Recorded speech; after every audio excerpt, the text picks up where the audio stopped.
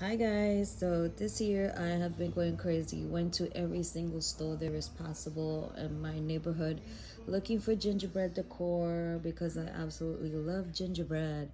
And this year I have not found very much. Only a lot of little ornaments from Walmart and from Hobby Lobby, but nothing major. So I started making again my own gingerbreads. So I will be uploading a whole bunch of, hopefully if I have time, I'll be uploading into my Etsy shop uh, my gingerbread creations.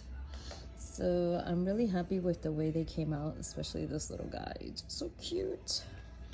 And then of course this little girl, she stands up on her own and she's two-tone. I used two different color fabrics for her. And this is a teapot, which I'm gonna make another one.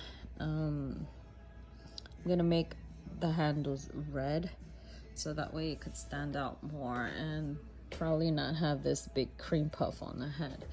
And the face will be different, but yeah.